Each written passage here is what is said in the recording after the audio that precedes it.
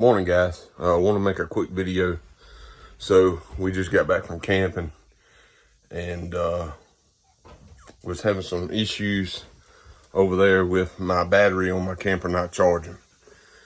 Dealt with it while we was camping, got home, did some looking. I want to show you guys what I found. Here, your DC panel with your fuses. Mine happens to be right here.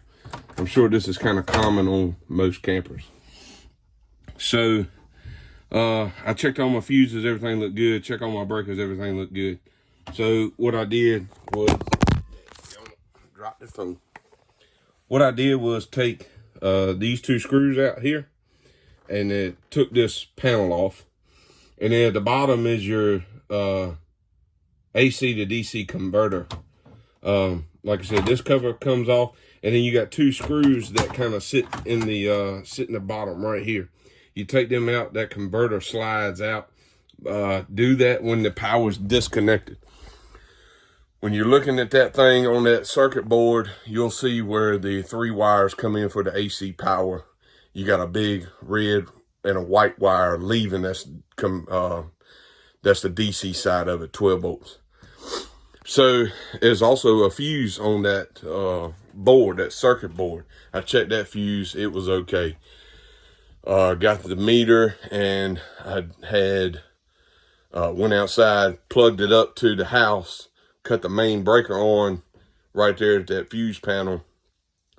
And when I did, I had 13.7 volts DC coming out the converter. So I said, okay, well, that's good to know. You know, that was going to be an expensive fix.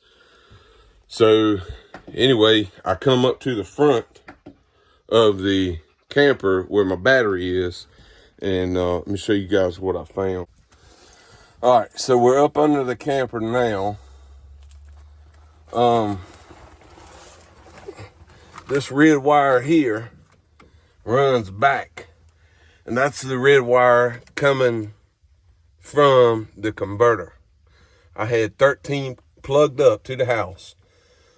Power, oh, I gotta hook that back up. Plugged up to the house, I had 13.7 volts coming here. Here's the battery. Here's the lead going to the battery. No, excuse me, this one. This one right here, this big one. Can you see that? This lead here. Did not have nothing going to the battery. So it ended up being this little piece, this little guy, and it's a circuit breaker. So I go to O'Reilly's, and what I do with the other one I just had. Hold on a second.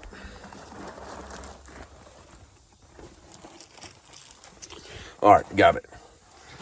So I go to O'Reilly's, and I find another circuit breaker that looks like the one that come off of it. DC, 12 volts. This one says 24, but it's really 12 volts. And it's rated up to 30 amps.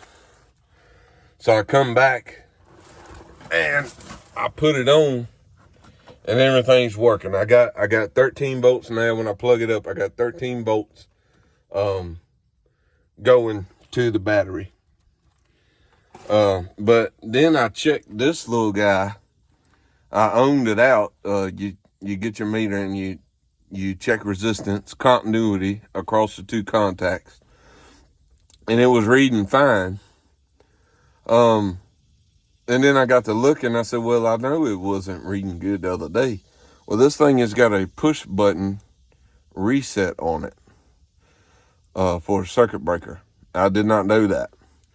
So I got this one on. I'm gonna rock with it, and I'm gonna let it ride, but I'm gonna keep this because I think it'll be fine. If I'd have known, I could have just hit that reset button on that little circuit breaker there, that little black button, and everything would have started working. I'm not sure exactly why it tripped. I will tell you this, my camper draws current on this battery all the time. I'm not sure why. I'm thinking carbon monoxide detector. That, that's hardwired in, and I got a radio in there, and I'm pretty sure that also is drawing some DC current all the time. So one thing I did do is I got a like a master switch.